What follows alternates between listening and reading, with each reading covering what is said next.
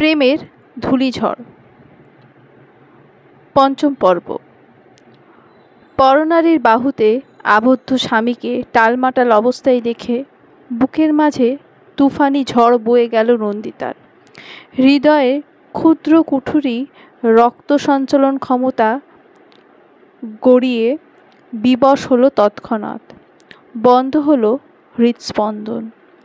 বাতাসে ভাসমান অজস্র অক্সিজেন, অথচ গোটা দুনিয়া তার জন্য বরাদ্দকৃত অক্সিজেনের ঘাটতি দেখা দিল।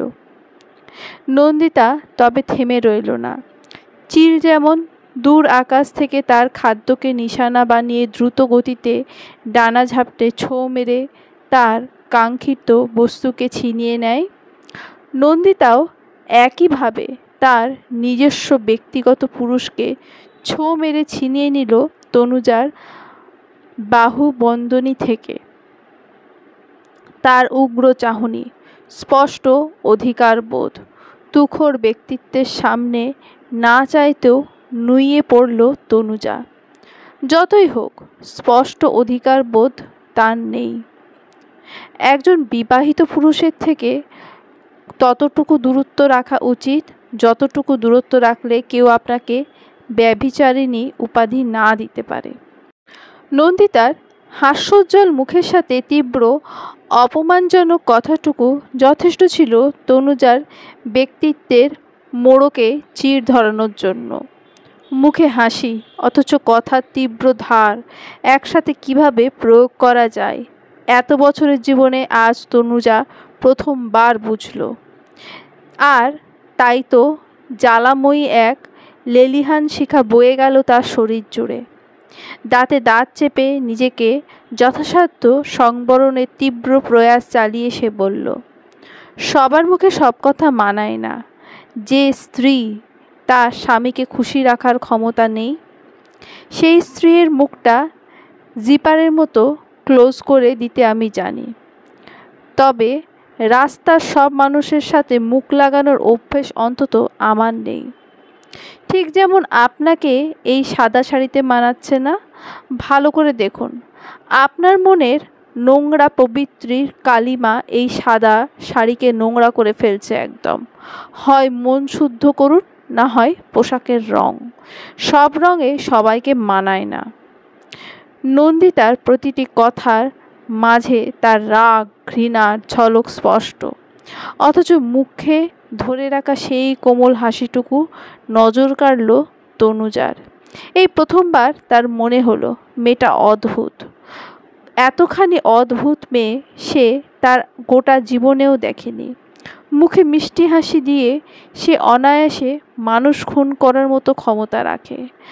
আর এই ভাবনাটুকুই তাকে আরও বেশি চিন্তিত করে তুলল, ভাবতে বাধ্য করল দুর্জয়কে নিয়ে। লম্বা একটা শ্বাস টেনে ঠোঁটের কোণে বাঁকা হাসি ফুটিয়ে তুলল তনুজা। কণ্ঠস্বর খানিকটা গাঢ় করে বলল, আমার ক্যারেক্টার সার্টিফিকেট দেওয়ার আগে নিজের দিকে তাকান একবার। যার স্বামী অন্য মেয়ের বাহু আঁকড়ে ধরতে চায়, তাকে এত বড় বড় কথা ঠিক মানায় না। Exactly miss. যাই হোক, নাম জানাটা খুব একটা ইম্পর্টেন্ট বিষয় নয়, কারণ কিছু মানুষের কাজই তাকে তার নামের চেয়ে বড় উপাধি দিতে পরিচিত করে ফেলে। নন্দিতার কথা শেষ হওয়ার আগেই দুর্জয় তার হাত এলোমেলোভাবে বিচরণ চালালো নন্দিতার কোমরে। কাঁধে রাখা মাথাটা খানিকটা কাত করে উষ্ণ ঠোঁটটা ছুঁয়ে দিল তার ঘাড়ে। ফিসফিস করে বলল, এত টাইম ওয়েস্ট করতে হয় না, আমার জন্য সময় কম পড়ে যাবে। নন্দিতা মনে মনে তীব্র রাগে ফেটে পড়ল দুর্জয়ের ওপর, অথচ মুখে তার লেশমাত্র না রেখে ঠোঁটের কোণে হাসিটুকু চওড়া করে তনুজাকে উদ্দেশ্য করে বলল, দেখুন, আমার হাজব্যান্ডের আর তর্স হয়েছে না। ডেসপারেটলি অপেক্ষা করছেন আমাদের কোয়ালিটি টাইমের জন্য। আশা করছি এখানে দাঁড়িয়ে নিজের চোখে সেসব দেখতে খুব একটা স্বাচ্ছন্দ্য বোধ করবেন না। আপনি এখন আসতে পারেন। তীব্র অপমানে গা রিরি করে উঠল তনুজার। কিছু বলতে গিয়েও থেমে পা বাড়ালো উল্টো পথে। নন্দিতা তৎক্ষণাৎ খট করে দরজা লাগিয়ে দিয়ে গায়ে থাকা ময়লার মতো ঝেড়ে ফেলে দিল দুর্জয়কে। আচমকা ঝটকায় বেসামাল হয়ে ধপ করে মেঝেতে পড়ে গেল দুর্জয়। নন্দিতা দুই হাত বুকে গুজে দূরে দাঁড়িয়ে তাকিয়ে রইল দুর্জয়ের দিকে। কোমরের ব্যথায় ছটফট করে তাকিয়ে আছে সে তার দিকে। দুর্জয়কে নিজের দিকে এভাবে তাকাতে দেখে নন্দিতা হাসতে হাসতে বলল, মেয়েটাকে ডেকে দেব? এতটা রাস্তা তার কোলে চড়ে যখন এসেছেন, বেডরুমেও না হয় সেই নিয়ে যাক। বেডরুমে নিয়ে যাওয়ার জন্য তুমি আছো তো, ওখানে অন্য মেয়ে ঢুকবে কেন? দুর্জয়ের আলাভোলা চেহারা, ইনোসেন্ট মার্কা কথা শুনে গরম তেলে পানি ঢালার মতো ছ্যাত করে উঠল নন্দিতা। তেড়ে গিয়ে দুর্জয়ের শার্টের কলার পাকড়াও করে হিসহিসিয়ে বলল, ঘরে বউ আছে, এটা আগে মনে ছিল না? বাইরে মেয়েদের সাথে ফুষ্টি নষ্টি করতে বেশ মজা লাগে না? বউ তো ঘরে, তাহলে বাইরে কাউকে লাগবে না? এত কাছাকাছি সে নন্দিতা স্পষ্ট টের পেল দুর্জয়ের শরীরের উষ্ণতা। তাই খানিকটা রাগ গলে ফেলে অভিমানী কণ্ঠে বলল, মেয়েটা কোথায় কোথায় ছুঁয়েছে আপনাকে বলুন তো? বললে সেই জায়গার চামড়া উঠিয়ে ফেলবো আমি।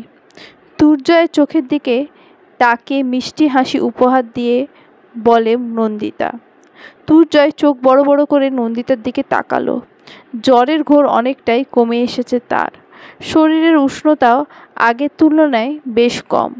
যেটুকু ঘোর চোখে লেপ্টে রয়েছে সেইটুকু ছাড়াতে মাথা ঝাড়া দিল দুর্জয়। অতঃপর নন্দিতার দিকে খানিকটা এগিয়ে ফিসফিস করে বলল, যদি না বলি? তাহলে গোটা শরীরের চামড়া উঠিয়ে রোদে শুকোতে দেব। এরপর সেটা আপনার ওই মেয়ে কলিগের কাছে পার্সেল করে দেব। কি সাংঘাতিক মেয়ে রে বাবা! এই তোমার বোকা বোকা ভাব কোথায় গেল? এমন সিংহিনী হয়ে উঠলে কবে থেকে? যবে থেকে আপনার আশেপাশে অন্য নারীকে দেখেছি। স্বামীর পাশে অন্য নারীকে সহ্য করার চেয়ে সেই স্বামীকে লবণ মরিচ মিশিয়ে ফ্রাই করে ফেলা অনেক better, and I will do it. কথাটুকু শেষ করে নন্দিতা উঠে যেতে গেলে হাত ধরে টান দিয়ে ঝট করে তাকে মেঝেতে ফেলে দেয় দুর্জয়। অতঃপর নন্দিতার শরীরের ওপর আধশোয়া হয়ে ঠোঁটে বাঁকা হাসি টেনে ধরে মুখ ডোবায় গলায়। নন্দিতা চমকে ওঠে, হুঁশিয়ারি জারি করে বলে, একদম না, কাল ওই বাড়ি যেতে হবে আমাদের। তাতে কি? নন্দিতা দুর্জয়কে ধাক্কা দিয়ে ঠেলতে ঠেলতে বেখেয়ালি কণ্ঠে বলে, ক্ষতবিক্ষত না করে ছাড়েন না আপনি? এমন দাগ নিয়ে ওখানে যাব কিভাবে? শুধু তো কামড়ের দাগ, ইচ্ছে করে তো তোমাকে পুরোটাই খেয়ে ফেলি। ছি, অসভ্য, ছাড়ুন আমাকে। দুর্জয় গলা থেকে মুখ তুলে ভ্রু উঁচিয়ে তাকায় নন্দিতার দিকে। মেকি রাগ দেখিয়ে বলে, আমাকে অসভ্য বানিয়েছে কে? আপনাকে যে সৃষ্টি করেছে আর আপনাকে যে জন্ম দিয়েছে তাদের মধ্যেই কেউ। সৃষ্টিকর্তা সৃষ্টি করেই খালাস, জন্মদাতা জন্ম দিয়ে হাত গুটিয়ে নিয়েছে, কিন্তু আপনি আমাকে অসভ্য, নির্লজ্জ, সবচেয়ে বেহায়া পুরুষ মানুষ বানিয়েছেন। এখন এগুলো সহ্য করার জন্য রেডি থাকুন। নন্দিতা আকাশ থেকে পড়ার মতো চমকে তাকায় দুর্জয়ের দিকে। গলা উঁচিয়ে বলে, মিথ্যা, আমি কিচ্ছু করিনি। সাইলেন্সার থেকে অসভ্য পুরুষ হওয়ার জার্নি আপনার একার, আমার এতে কোনো হাত নেই।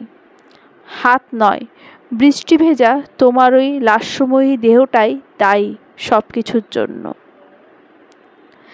কালো ঘন আঁধারি ঘরে দরজা ঠেলে লুকিয়ে চুরিয়ে প্রবেশ করছে কেউ। চারিদিকে সাবধানী দৃষ্টি মেলে সে এসে দাঁড়ালো একটা চেয়ারের সামনে। চেয়ারে বাঁধা এক ভদ্র মহিলা জীর্ণ চোখে তাকালো আগত মানুষটার দিকে। চোখে মুখে তার শুকিয়ে যাওয়া রক্তের দাগ, ঠোঁটের কোল ঘেঁষে এখনো তাজা রক্তের দেখা মিলছে। অথচ ভদ্রমহিলা ঠায় বসে আছে, কঠোর তার দৃষ্টির গভীরতা দিয়েই যেন সামনের মানুষটাকে এফোড় ওফোড় করে দেওয়ার ক্ষমতা রাখে সে। আসগর জলিলের বড্ড জানতে ইচ্ছা করে এই ভদ্রমহিলা কে, কী বা সম্পর্ক তার দুর্জয়ের সাথে, যাকে বাঁচাতে গিয়ে এতখানি কাঠখড় পোড়াচ্ছে সে। শিকদারদের ডেরা থেকে তার নাকের উপর দিয়েই গুটি খেলার মতো সাহস যে সে মানুষের থাকে না, অথচ তাদের হাতে নিপীড়িত হয়েও এখনও তার জেদ স্পৃহা দমাতে পারেনি কেউ। কোনো রকম টর্চার বাদ রাখেনি, অথচ কোনোভাবেই নিজের মুখ খোলেনি এখনও এই ভদ্রমহিলা। কাজ হয়েছে? জরাজীর্ণ কণ্ঠের আওয়াজে ধ্যানভঙ্গ হয় আসগর জলিলের। এই ডেরার দারোয়ান তিনি অনেক বছর ধরে, শিকদারদের বিশ্বস্ত সঙ্গী, অথচ তার মতো মানুষকে কিনা এই ভদ্রমহিলা শিকদারদের বিপক্ষে ব্যবহার করছে। তেরচা দৃষ্টি ফেলে আসগর সাহেব বললেন, আপনি যেভাবে বলেছিলেন সেভাবেই সব হয়েছে, এখন আমার পাওনাটা দিন। ভদ্রমহিলা তাকে হাতের ইশারায় কাছে আসতে বলল। আসগর জলিল তার দিকে এগিয়ে যেতেই ভদ্রমহিলা নিচু কণ্ঠে হুঁশিয়ারি দেওয়ার ভঙ্গিমায় বললেন, আমি তোমাকে বিশ্বাস করতে পারি, তাই না? জি ম্যাডাম, আমার অত বড় বিপদে আপনি যেভাবে সাহায্য করেছেন, না হলে শিকদারদের বিপক্ষে যাওয়ার মতো ক্ষমতা আমার ছিল না। আমি জানি আমি বাঁচব না। শিকদাররা ধরা পড়লে পুলিশের হাতে মরব, আর ধরা না পড়লে তাদের হাতে মরব। মৃত্যু যখন আমার কপালে লিখন, তখন না হয় পরিবারটাকে বাঁচিয়ে নিজে একাই মরি। ভদ্রমহিলা হালকা হেসে বললেন, হাতের বালাজোড়া আর আংটিটা খুলে নাও। চেয়ারে বেঁধে রাখা হাত থেকে আসগর জলিল এক জোড়া মোটা স্বর্ণের বালা আর একটা বিশেষ ধরনের পাথরের আংটি খুলে নিতেই ভদ্রমহিলা কণ্ঠ খাদে ফেলে নিচু কণ্ঠে বললেন, বালাজোড়া বিক্রি করে তোমার স্ত্রী আর ছেলেকে অনেক দূরে পাঠিয়ে দাও। বাকি টাকা তাদের হাতে দিয়ে দিও। আর এই যে আংটি, এটা তোমাকে পৌঁছে দিতে হবে অ্যাডভোকেট দুর্জয় এহসানের কাছে। কাজটা কিন্তু অনেক সাবধানে করতে হবে তোমাকে। কাজটা ঠিকমতো করতে না পারলে শিকদারদের পিঠপিছে কি করেছো জানিয়ে দেব আমি তাদের। এরপর না বাঁচবে তুমি, না তোমার পরিবার, মনে রেখো। আসগর জলিল মাথা নত করে সম্মতি জানায় তাকে। অতঃপর আগের মতোই নিশ্চুপে বেরিয়ে যায় ঘর থেকে। নন্দিতা দুর্জয়কে ধাক্কা দিয়ে নিজের ওপর থেকে ফেলে দেয়। অতঃপর শার্টের কলার ধরে টানতে টানতে তাকে নিয়ে যায় বেডরুমের দিকে।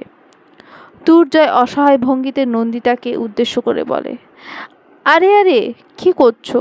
আমি কিছুই করিনি, বিশ্বাস করো। যা করার তনুজা করেছে। আমি একদম পবিত্র আছি বউ। টেস্ট করে দেখো, একদম শুধু তোমার গন্ধ পাবে আমার শরীর থেকে। একদম বাজে বকবেন না আপনি। কত বড় সাহস, অন্য মেয়ের কোলে চড়ে ঘরে আসেন। দুর্জয় অসহায় ভঙ্গিতে বলল, তুমি চাইলে তোমার কোলে আমি সারা দিন উঠে বসে থাকতে পারি। চাইলে কোল ছেড়ে বুকে আসতেও আমি রাজি। ভ্যাপসা গরমে সকালের সূর্যের তেজটা অনেকটা বৈশাখের দিনের মতো জ্বালাময়ী লাগছে। অথচ এখন সবেমাত্র মার্চ। সূর্য মহাশয় আজ কোনো কারণে ভীষণ তেতে আছেন মনে হয়, ঠিক যেন দুর্জয়ের পাশে শুয়ে থাকা নন্দিতার মতো। সেই যে রাত থেকে গুমোট ভাব ধরেছে, এরপর আর ফিরেও তাকায়নি। দুর্জয় অবশ্য খুব একটা পাত্তা দেয়নি ব্যাপারটা, কারণ মেয়েদের এমন ছোটোখাটো বিষয়ে রাগ অভিমান প্রায়শই হয়। খানিকটা সময় কেটে না যেতেই আবার গলতে থাকে মোমের মতো, পিঘলে যায় সেটা। তাই উল্টো পাশ ফিরে শুয়ে থাকা স্ত্রীকে বার কয়েক ডেকে উত্তর না পেয়ে নিজেও চোখ বুজে শুয়ে পড়েছিল। দুর্জয় উঠে ঘরের জানলা বন্ধ করে পর্দা টেনে দিল। এরপর আবার আগের জায়গায় ফিরে এসে ঢুকে পড়ল নন্দিতার চাদরের মধ্যে। হাতের কনুয়ের উপর ভর দিয়ে খানিকটা ঝুঁকে দেখার চেষ্টা করল নন্দিতা ঘুমিয়ে কিনা। রাতের মতোই ও ঠায় ওপাশ ফিরে শুয়ে থাকার ফলে বালিশের সাথে তার নরম আদুরে গালটা লেপ্টে আছে। ঠোঁট দুটো একে অন্যের থেকে খানিকটা ফাঁক হয়ে আলতো করে খোলা। দুই কপালের মাঝে সূক্ষ্ম এক ভাঁজ। আগের চেয়ে বেশ খানিকটা মোটা হয়েছে নন্দিতা। বাঙালি মেয়েদের মতো হালকা মেদযুক্ত কোমর হলেও শরীরে তেমন একটা গোল গড়নের ছিল না। অথচ বিগত 1 মাসে তার শরীরে ঘটেছে আমূল পরিবর্তন। আগের চেয়ে আরও বেশি আদুরে লাগে আজকাল তাকে। নারীর সংস্পর্শ থেকে আজীবন নিজেকে দূরে রাখা দুর্জয়ও নিজেকে সামলে রাখতে পারে না এই আস্ত আদুরে মেয়েটার সামনে। মন চায় বুকের মধ্যে গেঁথে রাখুক সর্বক্ষণ। আলতো হেসে নন্দিতাকে নিজের দিকে ফেরায় দুর্জয়।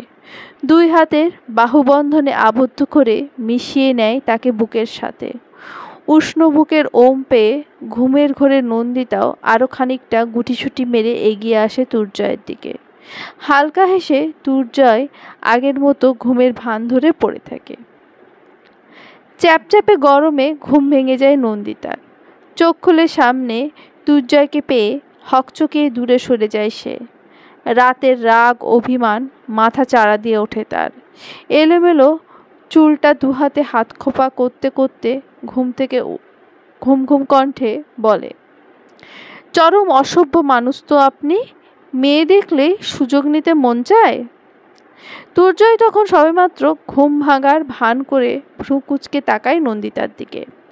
প্রশ্নবিদ্ধ কণ্ঠে জিজ্ঞেস করে, এই সুযোগ কখন নিলাম আমি? এই তো এখনই। রাতে যে ঘুমিয়ে গেছি এইভাবে গায়ের সাথে ঘেঁষাঘেঁষি করে শুয়েছেন কেন? দুর্জয় আগের মতো আয়েশ করে শুয়ে 2 হাত মাথার পেছনে দিয়ে ভাবলেশীন কণ্ঠে বলে, আমার ঘুমের সুযোগ নিয়ে আমার বুকে চড়ে আবার আমাকেই কথা শোনানো হচ্ছে। বাহ, মানবতা আজ কোথায়? আমি মোটেও এমন কিছু করিনি। ঘুমের ঘোরে কতবার আমাকে জড়িয়ে ধরলে, আমি সরিয়ে দিলাম, আবারও এসে সোজা আমার বুকে চড়ে জাপটে ধরলে। বাপরে, আমি তো নিঃশ্বাসই নিতে পারছিলাম না। কি জলহস্তির মতো শরীর।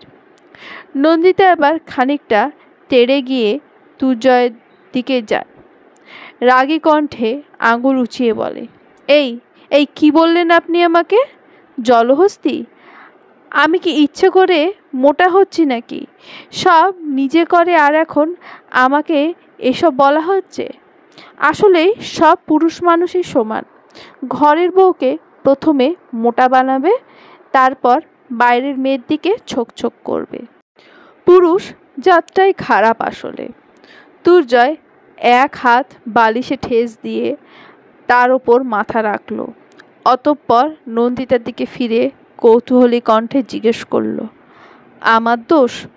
তোমার মোটা হওয়ার সাথে আমার কি সম্পর্ক? সম্পর্ক নেই? রাতে কোনো হুঁশ থাকে আপনার? আমাকে পেলেই তো বেহুশের মতো। বলতে বলতে কি বলে ফেলেছে ভেবেই জিভ কামড়ে ধরল নন্দিতা। লজ্জায় এবার পাশ ফিরে দুর্জয়ের দিকে তাকানোর সাহস পাচ্ছে না সে। এমনিতেই লোকটা ভীষণ পরিমাণে ঠোঁট কাটা, আর তার লাগাম ছাড়া কথায় কতটুকু লজ্জার পানিতে যে চুবানি দেবে তাকে ভেবেই গালের দুপাশ ফুলে ফেপে উঠল তার। তার সেই লাজুক 2 গালে রক্তিম আভা লেপ্টে দিতে শব্দ করে হেসে উঠল দুর্জয়। হাসতে হাসতেই বলল, তুমি বলতে চাইছো আমার ডেসপারেটলি আদরে মোটা হয়ে যাচ্ছ তুমি? বাই এনি চান্স আমি কি বেশি উন্মত্তের মতো আদর দিই তোমাকে? লজ্জায় হাঁসফাঁস করতে করতে নন্দিতা বিছানা ছেড়ে উঠে দাঁড়ালো। সেখান থেকে দৌড়ে পালিয়ে যাওয়ার প্রয়াস করতেই চট করে তার হাত আঁকড়ে ধরল দুর্জয়।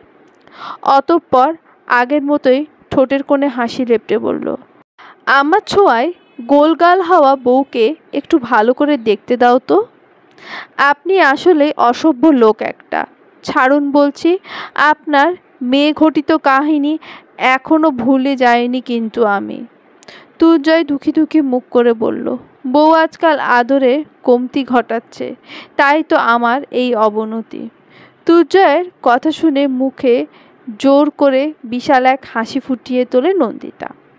অতঃপর তুর্জয়ের ধরে রাখা হাতটা ঝাড়া মেরে দাঁতে দাঁত চেপে বলে ওঠে, যেখানে আদর বেশি বেশি দেবে পুরোপুরি চলে যান সেখানে।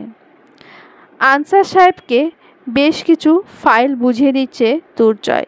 কাল অসুস্থতার জন্য তার সাথে ঠিকমতো কথা হয়ে ওঠেনি, তাই তো আজ বাড়ি ফেরার আগে আগামী 1 সপ্তাহে ছোট বড় কেসের ডিটেলস কাজগুলো বুঝিয়ে দিচ্ছে তাকে। নন্দিতা 2 গ্লাস লেবুর শরবত হাতে রুমে ঢুকে প্রথমে তাকায় আনসার সাহেবের দিকে। এদিক ওদিক তাকিয়ে চনমনে দৃষ্টিতে কি যেন খুঁজে চলেছেন তিনি। নন্দিতাকে দেখে হালকা হেসে আবারও দৃষ্টি ফেরান তুর্জয়ের দিকে। তুর্জয় ফাইল রেখে এগিয়ে আসে নন্দিতার হাত থেকে 1 গ্লাস নিয়ে এগিয়ে দেয় আনসার সাহেবের দিকে। অন্যটা নিজের হাতে তুলে নিয়ে এক ঢোকে শেষ করে পুরোটা। নন্দিতা কেমন যেন সন্দেহপ্রবণ দৃষ্টিতে তাকিয়ে আছে আনসার সাহেবের দিকে। লোকটাকে বাইরে থেকে যতটা সহজ সরল আলাভোলা মনে হয়, কেন যেন তেমনটা লাগে না নন্দিতার। আসলে প্রতিটা মানুষের ভিন্ন রূপ থাকে। সামনে দাঁড়ানো চরিত্র অনুযায়ী তারা নিজেদের রূপ পরিবর্তন করে, কিন্তু আনসার সাহেবের এই রূপের বাইরেও বোধহয় আরও একটা রূপ আছে, যে রূপ একেবারে কালো পর্দায় ঢাকা। নিজের এই ভাবনার কোনো কারণ খুঁজে পায় না নন্দিতা, আবার ভাবনাটাকে পুরোপুরি ফেলেও দিতে পারে না। এই দোটানা নিয়েই ঘর থেকে বেরিয়ে গেল সে। শিকদারদের কেসের ফাইলটা এর মধ্যে একবার নতুন করে তদারকি করলে ভালো হতো না স্যার? 1 সপ্তাহ পরেই তো ওদের কেসের শুনানি। এর মধ্যে যদি কোনো বিশেষ জিনিস চোখে পড়ে। ওই কেসটা কতটা কনফিডেন্সিয়াল এটা তুমি বেশ করে জানো আনসার। তোমাকে আমি অবিশ্বাস করছি না, কিন্তু এই কেসের সাথে মৃত্যুর ঝুঁকি পর্যন্ত আছে। আমি নিজেই মায়ের সিদ্ধান্ত নিয়ে হাহুতাশ করি। এই সময় নন্দিতাকে আমার সাথে জড়িয়ে মা ও জীবনটাকেও যতটা রিস্কে ফেলে দিয়েছে, কিন্তু মাকে এগুলো নিয়ে বলা যাবে না, তাহলে আরও টেনশন করবেন। আর না বলা যাবে নন্দিতাকে। এমনিতেও বোধহয় কিছু আঁচ করেছে সে। মনোযোগী শ্রোতার মতো সবটুকু শুনছিল আনসার সাহেব। আচমকা কিছু একটা মনে পড়ার ভঙ্গিতে দরজার দিকে এক পলক তাকিয়ে আনসারকে উদ্দেশ্য করে তুর্জয় বলল, আমার কি মনে হয় জানো, নন্দিতাকে কেউ ব্ল্যাকমেল করছে কিছু একটা নিয়ে। আমার সন্দেহ, যদি ভুল না হয়, তবে এটা ওই শিকদারদের কাজ। তবে কি নিয়ে বা কি চাইছে এইসব স্পষ্ট নয় এখনো আমার কাছে। আনসার সাহেব উদ্বিগ্ন কণ্ঠে প্রশ্ন করল, ম্যাম কি আপনাকে এইসব নিয়ে কিছু বলেছে? না, ব্যাপারটাকে পুরোপুরি এড়িয়ে যাচ্ছে নন্দিতা। আমি তাকে বেশ কয়েকটা বার কারোর মেসেজ আসতে উদ্বিগ্ন হতে দেখেছি। কেমন যেন ভয় পেয়ে যায় মেয়েটা আচমকা। আর তুর্জয়ের বাকি কথাটুকু শোনার জন্য যথেষ্ট কৌতূহল প্রবণ আনসার সাহেব নিচু কণ্ঠে জিজ্ঞেস করেন। আর তুর্জয় চুপ করে রইল খানিকটা সময়। এই ব্যাপারটা আনসার সাহেবকে বলা ঠিক হবে কি না ভাবছে সে। যতই হোক, নন্দিতা তার মায়ের পছন্দ, তার স্ত্রী, তার ভালোবাসা। সে ভুল হলেও তো ফেলে দেওয়ার ক্ষমতা তুর্জয়ের নেই। ঠিক অনেকটা সামনে তাক করা ছুরিটা যথেষ্ট ধারালো জেনেও তাকে বুকে জড়িয়ে নেওয়ার মতো অনুভূতির খেলা তার নন্দিতার সাথে। এই মানুষটাকে এক বিন্দু অসম্মানের চোখে কেউ দেখুক কোনোভাবেই চায় না সে। নন্দিতা ও তার পরিবারকে যে পরিকল্পনা করে তাদের বাড়ি পাঠানো হয়েছিল এবং এর পরের সব ঘটনাই যে তার কাছে কাকতালীয় লাগে না, সবটাই একটা পরিকল্পনা হিসেবে অনুমান করে। এই ব্যাপারটা আনসার সাহেবের সামনে প্রকাশ না করলেই ভালো। কেন যেন নন্দিতার ভালোবাসা নিয়ে কোনো সন্দেহ কাজ করে না তার। হয়তো এই সব বিষয়ে বেশ প্রফেশনাল, তাই কোনো সংশয় প্রকাশ পায় না। তবে মনে প্রাণে সে ভাবতে চায় এই ভালোবাসাটুকু মিথ্যা না হোক, সে ধ্বংস হয়ে যাক, সব মিথ্যা হয়ে যাক, শুধু এই ভালোবাসাটুকু সত্যি হোক। স্যার, আনসার সাহেবের ডাকে ঘোর ভাঙল দুর্জয়ের। তপ্ত এক শ্বাস ছেড়ে বলল, নন্দিতার ফোনে একটা মেসেজ দেখেছিলাম একদিন। কোনো একটা কাজ সম্পন্ন করার জন্য তীব্র জোর দিচ্ছে তারা নন্দিতাকে। ওরা কোনোভাবে কেসের ফাইলটা চাইছে না তো? এক কাজ করুন, ফাইলটা আমার কাছে রেখে দিন স্যার, ওটা এই বাড়িতে থাকা মোটেও সেফ নয়। দুর্জয় আলতো হেসে আনসার সাহেবের দিকে তাকিয়ে বলল, এই বাড়ির মতো সেফ জায়গা ওই ফাইলের জন্য আর কোথাও নেই।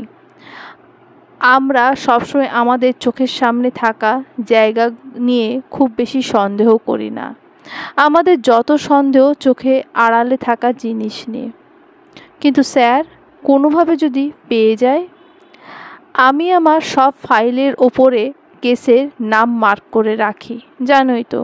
কিন্তু শিকদারদের ফাইল আমি অন্যভাবে মার্ক করেছি, যাতে কোনোভাবেই কারোর সন্দেহ যাতে না পড়ে ওই ফাইলটার ওপর।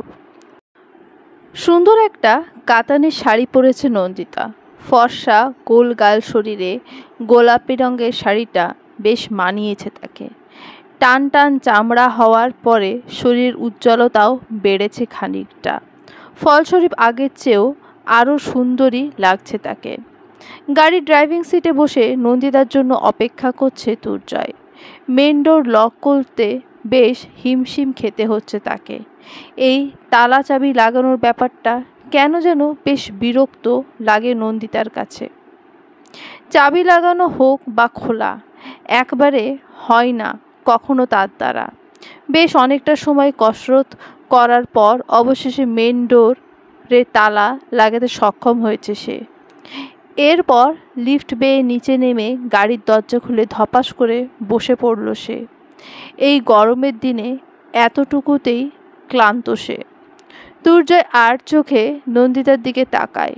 কপালে, নাকে, ঠোঁটের ওপর বিন্দু বিন্দু ঘাম জমে আছে তার। পকেট থেকে সাদা ধপধপে রুমাল বের করে নিজের সিট বেল্ট খুলে খানিকটা এগিয়ে যায় সে নন্দিতার দিকে। পাশ ফিরে আচমকা দুর্জয়কে নিজের এতটা কাছাকাছি দেখে হকচকিয়ে যায় নন্দিতা। কিছু বলার আগে তার ঠোঁটে আঙুল চেপে চুপ করিয়ে দেয় দুর্জয়। তারপর আলতো করে রুমাল দিয়ে কপাল, নাক, গাল মুছিয়ে অবশেষে গলা ও পিঠের উন্মুক্ত অংশের ঘামটুকুও মুছে দেয়।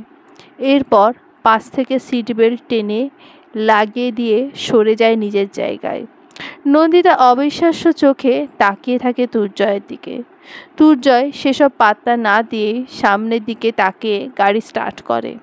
কিছু দূর যাওয়ার পর সামনের দিকে চোখ রেখে রসিকতা করে বলে ওঠে, আমাকে কানের পিঠে একটু কাজল লাগিয়ে দাও তো বউ।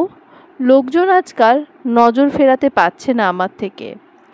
নজর টজর লেগে যাওয়ার তীব্র সম্ভাবনা রয়েছে। চাতক পাখির মতো দরজার দিকে তাকিয়ে আছেন তুহিনা বেগম। আজ কতগুলো মাস পর এই ঘরটা কারোর হাসির গুঞ্জনে হৈ হৈ করে উঠবে। একাকিত্বে অভ্যস্ত দুটো মানুষকে খুব বাজে অভ্যাসে ফেলে দিয়েছে মেয়েটা। কথায় কথায় খিটখিট করে হেসে ওঠা, খোশ মেজাজে তাদের যত্ন নেওয়া, একটু এদিক সেদিক হলেই কোমরে হাত দিয়ে তার শাসন। কখনো টের পেতে দেয়নি তাদের সাথে না থাকা কোনো সম্পর্কের কথা। অথচ সময়ের ফেরে আত্মিক সেই সম্পর্ক থেকে আজ গভীর সম্পর্কে আবদ্ধ তারা। ছেলের চেয়েও ছেলের বউয়ের প্রতি গভীর টান তার। মেয়েটা ভীষণ রকম মিশুকে কিনা, অল্প সময় যে কারোর মন কেড়ে নেওয়ার ক্ষমতা রাখে। তার বেহায়া মন লাজ লজ্জা ভুলে অপেক্ষা করছে আরও কিছু দেখার। কাঠখোট্টা ছেলের জীবনে নারীর সঙ্গে পাকাপাকি উপস্থিতি কি ঘটেছে? দুর্জয় কি সবটুকু দিয়ে আপন করে নিয়েছে নন্দিতাকে? এই ভাবনা তাকে আরও বেশি উদ্গ্রীব করে তুলেছে। তিনি মন থেকে চান ইট পাথরের যান্ত্রিক শহরে থাকা তার যন্ত্রমানব ছেলেটা আর 5টা স্বাভাবিক মানুষের মতো জীবন কাটাক। আর তাই তো হুট করে নিয়েছিলেন সেই সিদ্ধান্ত। তার সিদ্ধান্তটুকু সঠিক, সেটুকুই দেখার পালা এখন। খাবার টেবিলে এলাহি আয়োজন দেখে চোখ ছানাবড়া হওয়ার উপক্রম নন্দিতার। 2 হাত কোমরে রেখে বাঁকা চোখে তাকায় তুহিনা বেগমের দিকে। রাগ রাগ ভাব নিয়ে বলে, বারণ করেছিলাম না এত কিছু করতে? নিজেও এই গরমে রান্না ঘরে পুড়ে এইসব রান্না করেছে, আবার আব্বাকেও এই শরীর নিয়ে সকালে এতগুলো বাজার করিয়েছে। তুহিনা বেগম শুকনো একটা ঢোক গিলে চোরা চোখে তাকান নন্দিতার দিকে। অতঃপর গুটি গুটি পায়ে দুর্জয়ের পাশে চেয়ার টেনে বসতে বসতে বললেন, দেখেছিস তো তুই, ছেলের বউ হতেই কেমন চোটপাট করছে আমার ওপর এই মেয়েটা। তুই ওকে ওই বাড়ি পাঠিয়ে দে তো। আমার শাশুড়ির মতো খিটখিটে স্বভাব পেয়েছে একদম। ছেলের বউকে শান্তি মতো রান্না করে খাওয়াবো না তো কাকে খাওয়াবো? একদম নাটক করবে না আম্মা। তোমার শরীরের কি অবস্থা করেছো দেখেছো? দাঁড়াতে পারছো না ঠিক মতো, পা দুটো কাঁপছে। এই অবস্থায় তুমি দাঁড়িয়ে দাঁড়িয়ে এতগুলো রান্না করেছো?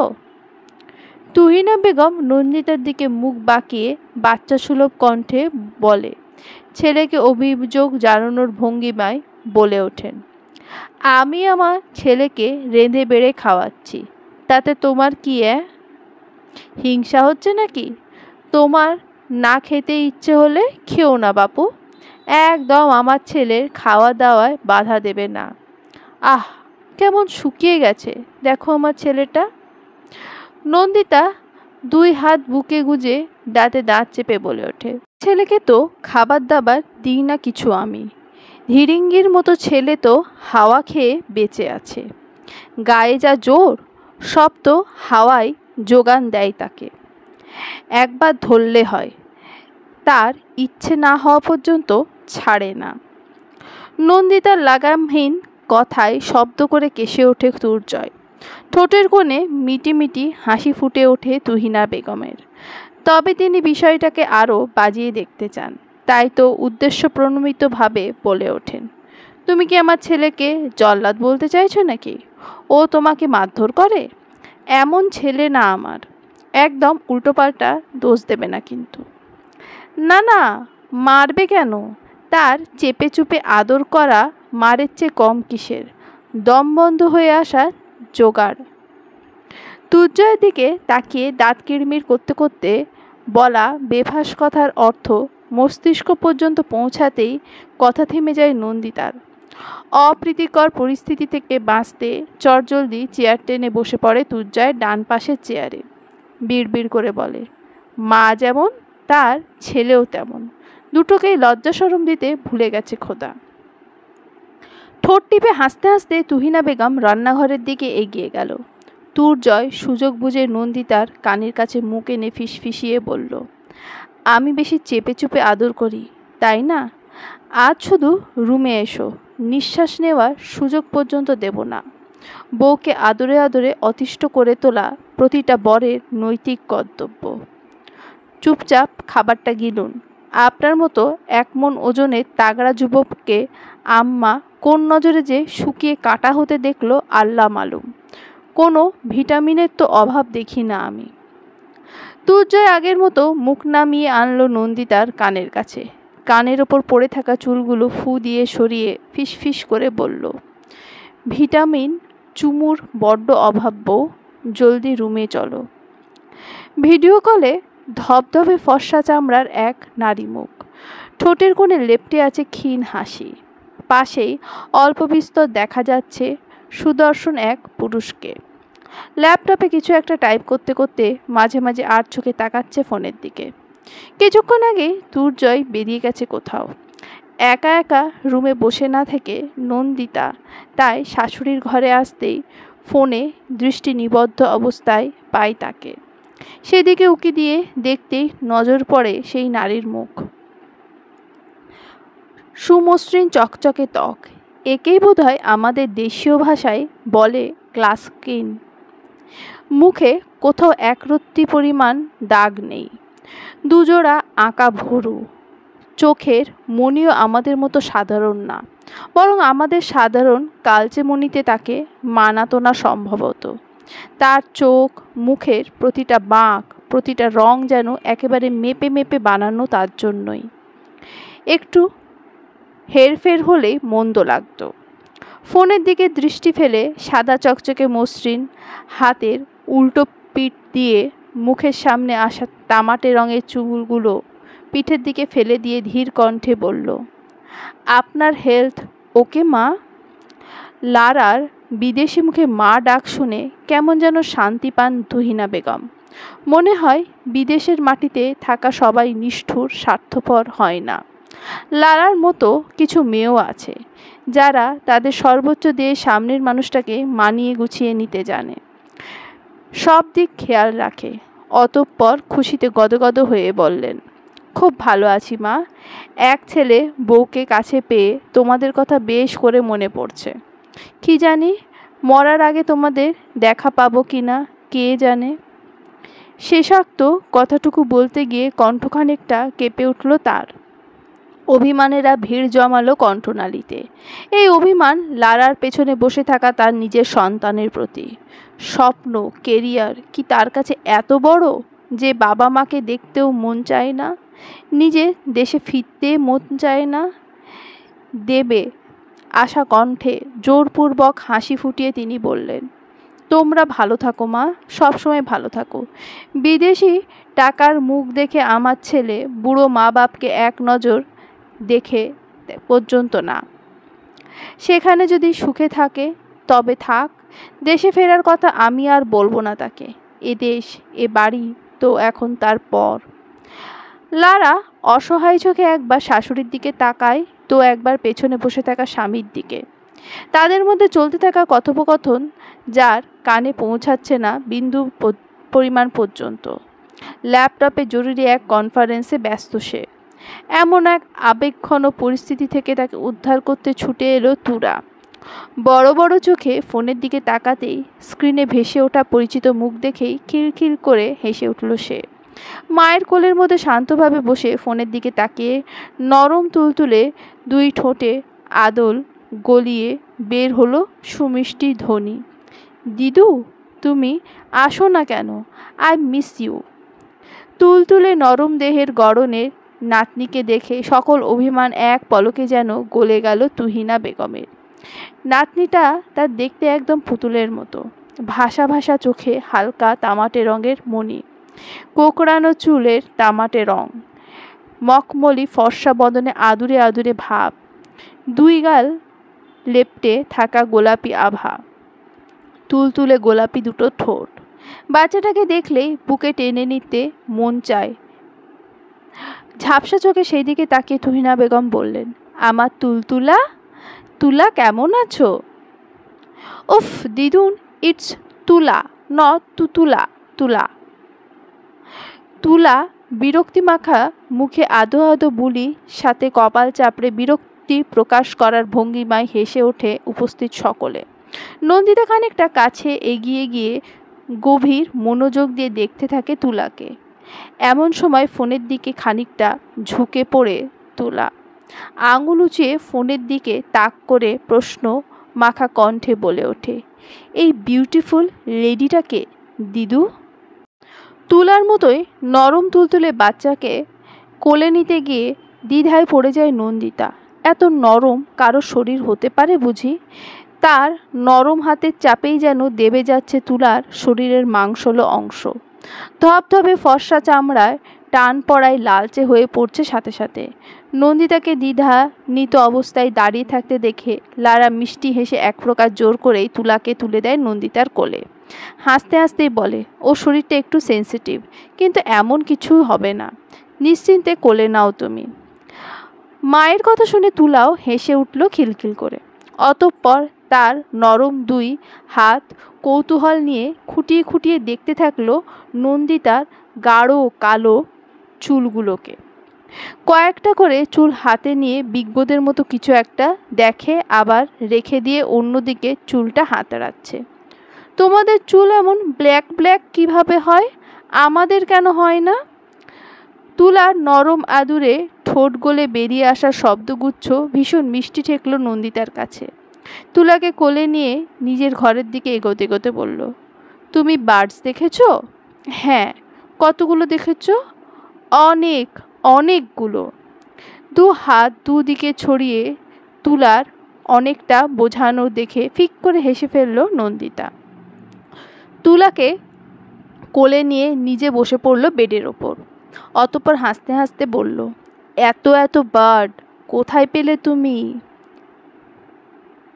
অ্যাভিয়ারিতে। আর আমি তো ফেস্টিভ্যাল অফ দ্য ওয়েসে পার্টিসিপেট করেছিলাম। ইটালিতে বেশ কিছু পাখির সংগ্রহশালা এবং এভিয়ারি রয়েছে, আর ইটালির স্যাসিলে প্রতি বছর ফেস্টিভ্যাল অফ ওয়েসি নামে একটি পাখি ও এভিয়ারি প্রদর্শনী অনুষ্ঠিত হয়, যেখানে পাখিদের গান এবং তাদের অনুকরণ প্রতিযোগিতার আয়োজন করা হয়। তাহলে সব বার্ডের কালার কি একরকম হয়? No no. কেন হয় না বলো তো? তুলা যেন এবার ভীষণ চিন্তায় পড়ে গেল। ঠোঁটের নিচে আঙুল দিয়ে বিজ্ঞদের মতো চিন্তিত ভঙ্গিতে ভাবতে লাগলো সেই বিষয়টা, কিন্তু যথোপযোগী কোনো উত্তর খুঁজে না পেয়ে হতাশ চোখে নন্দিতার দিকে তাকাতে পাশ থেকে কেউ একজন বলে ওঠে, কারণ সবাই তো সেম নেচারে থাকে না, সবার বডি আলাদা, বডি টেম্পারেচার আলাদা, দেখতে আলাদা, তাই সবার কালারও আলাদা, কিন্তু সেম সেম বার্ডের কালার সেম সেম হয়। আচমকা অপরিচিত কাউকে দেখে ঘাড় ঘুরিয়ে সেই দিকে তাকায় তুলা। লোকটাকে সে চেনে, কিন্তু কখনো কথা বলেনি। দিদু আর পাপার সাথে কথা বলে শুধু লোকটা, তাই সেও চোখ ফিরিয়ে নন্দিতার গলা জড়িয়ে ধরে, ঘাড়ে মুখ ডুবিয়ে কানের কাছে ফিস ফিস করে বলে, এই ব্যাড আঙ্কেলটা কে? তুলা কথা শুনে ঠোঁট টিপে হাসে নন্দিতা, আর চোখে একবার তুর্জয়কে পরখ করে ফিসফিসিয়ে বলে, এই আঙ্কেলটা ভালো না একটুও, প্রচুর খাড়ুস। ভিনদেশি ভিনভাষী তুলা খাড়ুস শব্দের অর্থ না বুঝলেও নন্দিতার গলায় মুখ গুজতে গিয়ে ফর্সা ত্বকে কালচে একটা দাগ চোখে পড়ল তার। ডান হাতের আঙুল দিয়ে দাগটাকে আলতো করে ছুঁয়ে দিয়ে অবাক কণ্ঠে বলল, ব্যাড আঙ্কেল কি তোমায় ব্যথা দেয়? এই যে এখানে ব্যথা দিয়েছে না? নন্দিতা কাঁদো কাঁদো মুখ করে ঠোঁট উল্টে সম্মতি জানালে। তৎক্ষণাৎ মোচড়ামুচড়ি করে তার কোল থেকে নেমে গেল তুলা। তুর্জয় সামনের সোফায় বসে কিছু পেপার ঘাটাঘাটি করছিল। পেপার ঘাটাঘাটি করলেও তার সবটুকু নজর ছিল তুলা আর নন্দিতার দিকে। তুলাকে জাপটে ধরে আদর করা, তুলার নরম দুই হাতে নন্দিতার গলা জড়িয়ে ধরা, নন্দিতার চোখে মুখে ভেসে ওঠা খুশির ঝলক, কোনোটাই চোখ এড়ায়নি তার। কিন্তু আচমকা তুলাকে নিজের সামনে পেয়ে ভড়কালো সে। পেপারটা মুখের থেকে খানিকটা নামিয়ে ভ্রু উঁচিয়ে প্রশ্নবিদ্ধ চাহনিতে তাকালো তুলার দিকে। তুলা দুই হাত কোমরে গুজে তুর্জয়ের দিক থেকে নিরাপদ দূরত্বে দাঁড়িয়ে খানিকটা রাগী কণ্ঠে বলল, তোমাকে পুলিশে দেওয়া হবে, ক্রাইম করেছো। আমার ক্রাইমটা যেন কি? ভ্রু উঁচিয়ে অবাক ভঙ্গিমায় বলল তুর্জয়। প্রিটি আন্টিকে ব্যথা দিয়েছ, she hurts too much, black black হয়ে গেছে। তুর্জয় এবার নড়ে চড়ে বসলো খানিকটা। এতক্ষণ মজার ছলে কথাগুলো নিলেও এবার বেশ চিন্তা হচ্ছে তার, সত্যি কি নিজের অজান্তে ব্যথা দিয়ে ফেলেছে নন্দিতাকে? অথচ মেয়েটা একবার মুখ ফুটে বলল না পর্যন্ত। মনে উসখুস অবস্থা কমাতে খানিকটা কাশি দিয়ে তুলাকে উদ্দেশ্য করে বলে উঠল, কোথায় ব্ল্যাক ব্ল্যাক হয়েছে, দেখাও তো আমাকে একটু। নন্দিতা বেডে বসে ঠোঁট টিপে হাসছিল এতক্ষণ, ভেবেছিল তুর্জয় বোধহয় সাথে সাথেই ধরে ফেলবে ব্যাপারটা, কিন্তু সে যে এভাবে তাড়াহুড়ো করবে, তার ব্যথা নিয়ে গবেষণা করতে ছুটে আসবে, এ কথা কোশমিনকালেও ভাবেনি সে। শ্বশুরবাড়িতে আসা তৃতীয় দিন আজ নন্দিতা। শাশুড়িকে সরিয়ে নিজে হাতে রান্নাবান্না সহ সবটুকু কাজ একাই করেছে সে আজ। তুহিনা বেগম বেশ কয়েকবার রান্নাঘরে উকি দিতে গেলে নন্দিতা চরম হুঁশিয়ারি পিঠে পাল্টা প্রতিবাদ করে উঠতে পারেননি তিনি। ব্যস্ত বেলা শেষে সাঁঝ নামতেই আচমকা কলিং বেলের শব্দে খানিকটা বিব্রত হয় সকলে। এই অসময়ে এ বাড়ির দরজায় আসার মতো তেমন কেউ নেই, অথচ দরজার ওপারে থাকা মানুষটা একইভাবে কলিং বেল চাপে যাচ্ছে। কলিং বেলের ঝাঁঝা শব্দে বিরক্ত তুর্জয়। শাড়ির আঁচল ঠিক করতে করতে তড়িঘড়ি দরজা খুলতে এগিয়ে যায় নন্দিতা। দরজা খুলতে সামনে দাঁড়ানো মানুষগুলোকে দেখে স্তব্ধ খেয়ে যায় নন্দিতা। নিজের চোখকে বিশ্বাস করতে না পেরে নন্দিতা গলা উঁচিয়ে ডাক দেয় তুহিনা বেগমকে। তুহিনা বেগম দরজার কাছে এসেই যেন তেন হুড়মুড়িয়ে ভেঙে পড়লেন কান্নায়। তার কান্নার শব্দে ভয় পেয়ে দৌড়ে আসে আশরাফ সাহেব আর তুর্জয়। সকলে থমথমে মুখে দিকে তাকিয়ে ডান হাতে মাথা চুলকাতে চুলকাতে লাজুক ভঙ্গিতে তুহিন বলে ওঠে, সারপ্রাইজ দিতে গিয়ে মারধর খেতে হবে নাকি আম্মা? তোমরা চিনতে পারছো তো আমাদের? তুহিনা বেগম ঝড়ের বেগে ঝাঁপিয়ে পড়েন তুহিনের বুকে। কেঁদে কেটে একাকার অবস্থা তার। তুহিন মাকে দুহাতে আগলে নিয়ে ভেতরে ঢুকলো। তার পেছন পেছন তুলাকে কোলে নিয়ে ভেতরে ঢুকলো লারা। তুর্জয় এগিয়ে গিয়ে তাদের লাগেজ ভেতরে টেনে নিয়ে দরজা আটকা দিল। মা ছেলের মিলন পর্বের মাঝে খানিকটা স্পেস দিতে ছোট্ট তুলাকে কোলে নিয়ে রুমে চলে এসেছিল নন্দিতা। বাইরের ঘর থেকে এখনো তুহিনা বেগমের কান্না ভেজা শব্দ শোনা যাচ্ছে। এতগুলো বছরের জমানো অভিমান এত সহজে গলে নাকি? ভাবনায় নিমগ্ন নন্দিতার একদম গা ঘেঁষে বসে তুর্জয়। কোলে তুলে নেয় ছোট্ট তুলাকে, কিন্তু তুলার চোখ মুখ লাল করে তাকিয়ে আছে তুর্জয়ের দিকে, কিছুতেই যাবে না তার কোলে। তুর্জয় অসহায় চোখে তুলার দিকে তাকায়, বলে, তোমার ভালো আন্টিকে বলো তো তার ব্ল্যাক ব্ল্যাক দাগ আমাকে দেখাতে, আমিও দেখি কেমন ক্রাইম করে ফেলেছি নিজের অজান্তেই। তুর্জয়ের কথা শুনে চট করে নিজের কাছে কালচে অংশের হাত চাপা দেয় নন্দিতা। সেদিকে চোখ দেখতেই এতক্ষণে পুরো ব্যাপারটা স্পষ্ট হয় তুর্জয়ের। তার সাথে সাথে শব্দ করে হেসে ওঠে সে। তুলা ভীষণ বিরক্ত। এই খারাপ লোকটা ক্রাইম করে আবার এভাবে হাসছে কেন? ভাবতে ভাবতেই ডান হাতের আঙুল উঁচিয়ে তুর্জয়কে উদ্দেশ্য করে বলে, ক্রাইম করে হাসতে নেই, জানো না তুমি? ক্রাইম যদি এমন হয় তাহলে তো আমি আস্ত একটা ক্রিমিনাল। এমন অনেক ব্ল্যাক ব্ল্যাক দাগ তো তোমার প্রিটি আন্টির পুরো শরীর জুড়ে আমার অস্তিত্বের জানান দেয় আমার অবাধ্য বিচরণের। তুলা এত ভারী ভারী বাংলা কিছুই বুঝলো না, শুধু বুঝলো যে এই আঙ্কেল মোটেই ভালো না, তার প্রিটি আন্টিকে ব্যথা দেয় শুধু। তুলাকে একভাবে তার দিকে তাকাতে দেখে তুলার দিকে খানিকটা ঝুঁকলো, অতঃপর মস্করা করার ভঙ্গিতে বলে ওঠে, তোমার প্রিটি আন্টি যে আমাকে আরও বেশি ব্যথা দেয় তা কি তুমি জানো? আমার পুরো পিঠ জুড়ে খিমচি দেয় সে। চলবে।